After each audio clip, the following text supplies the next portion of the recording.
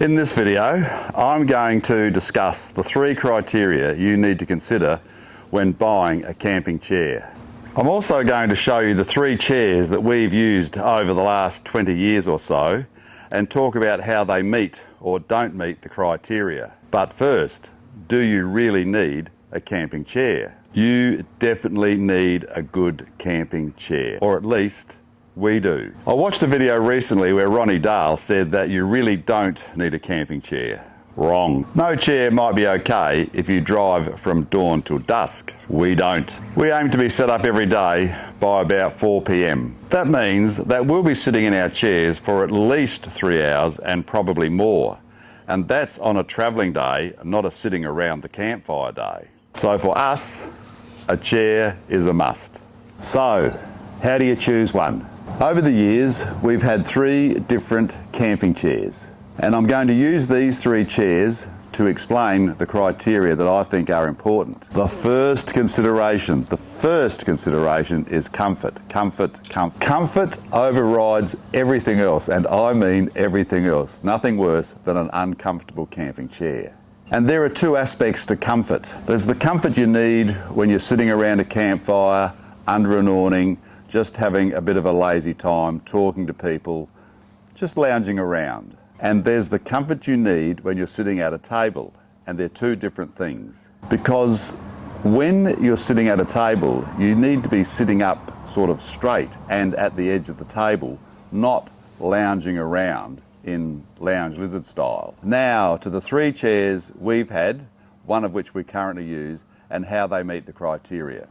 This is a chair we bought about 20 years ago, and it's still in pretty good condition. This is a very comfortable chair and very easy to get into it. It's probably the most comfortable for lounging around, although the bar or the canvas under here gets a bit tight on the underside of your thighs.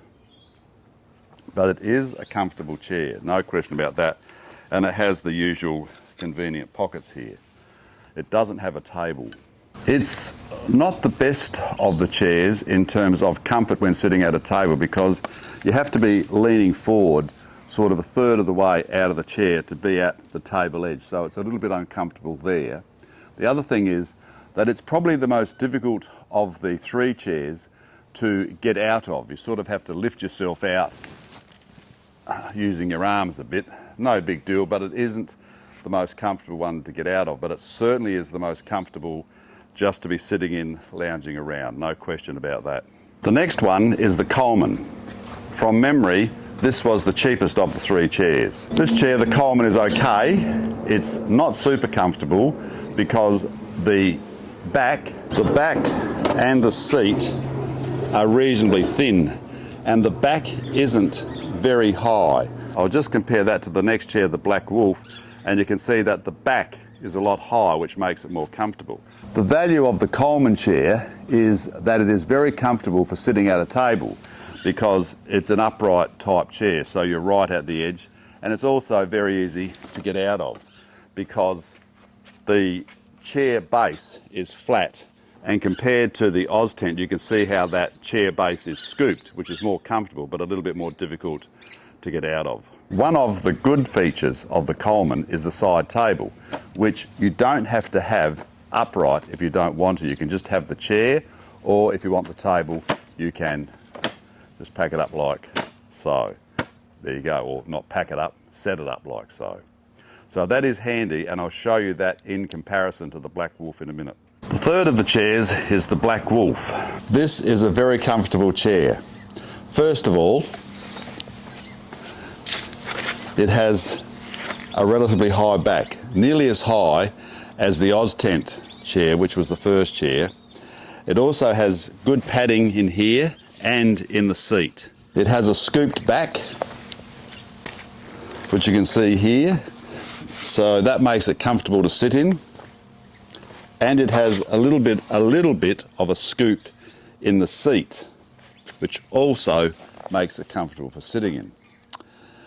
Now, the value of this chair is that it's comfortable for what I call both situations. It's comfortable for just lounging around in, and also for when you're sitting at the table.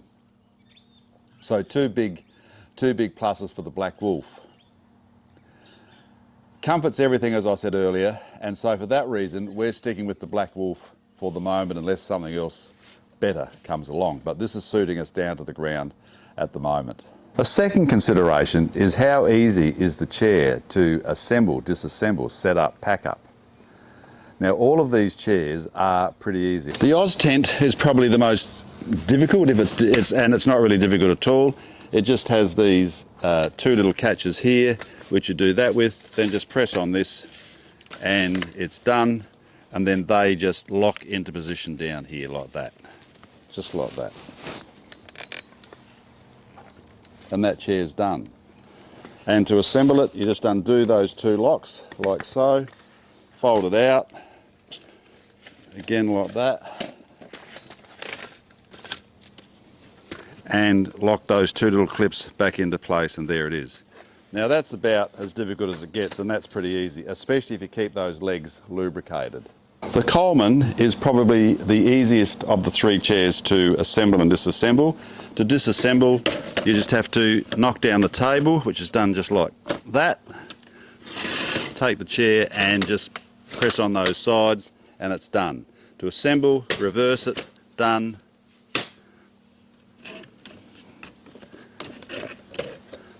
Done.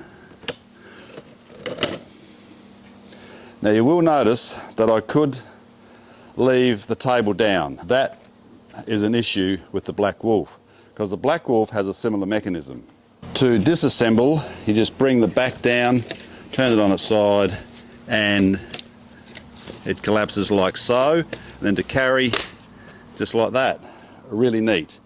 And to assemble, pick it up, put the back down, grab your sides, put it up. But you'll notice that the table is already out. It's already in position. You can't have the chair without the table being set up. Now, that's no big deal, except unless you're sitting around a campfire and you're all trying to huddle in chair to chair. This table takes up space, but you can't sit in this chair, you can't assemble this chair without putting the table up. Anyway, that's how it is. The next consideration is the wear and tear, the durability. And the Oztent has worn really well. We've had this for a long time, this chair, and as you can see, it doesn't show much signs of wear and tear at all. All you need to do is keep those legs lubricated with a little bit of lubricant, just a rag of WD-40 over it or something like that, and it's a really good chair. The next chair, the Coleman, which from memory was the cheapest of the chairs, you can see that that's starting to fray on the edges.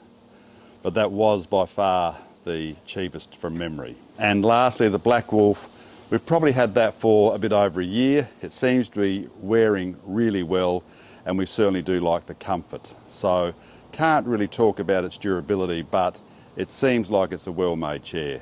Now, I haven't mentioned price yet, but my attitude to price, like a lot of things to my attitude to price, cost in this caper, is that it's all relative.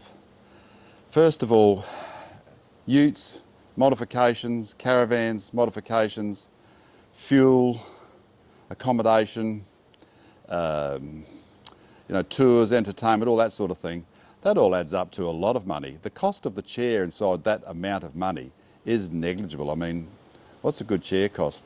Probably less than $150, if that. Let's say $200, but $200 inside the cost of everything else you're spending is a really small amount of money. My attitude to that is the comfort of the chair is the most important thing, because if you have a chair that's uncomfortable, or if you have a chair that's hard to set up and knock down or transport, you'll be cursing that chair several times a day, because it's one of the most used things, especially the way we do camping. A lot of people, when they're reviewing their chairs, talk about the bags the chairs come in. The first thing I do when a chair comes in a bag is get rid of the bag. I think the bags are a waste of time, seriously. If you have to put your chair into a bag and take it out of a bag, that's just a further little complication that I don't need in my camping lifestyle. So I'll leave the bags at home, and just put the chair in the ute, put the chair in the van, wherever it goes, pull it out, set it up, and away we go. So bags for me aren't a big deal. So considering those things, comfort, ease of assembling and disassembling, storing, and durability, we've settled for the moment on the Black Wolf. It's a compromise, I know, because the Oz tent is really comfortable, and I'm sitting in it now, having not sat in it for over a year, and I'm reminded of how comfortable it is. But that's because I'm sort of lounging, not sitting at a table. So we're settling on the Black Wolf for the moment. Thanks for watching.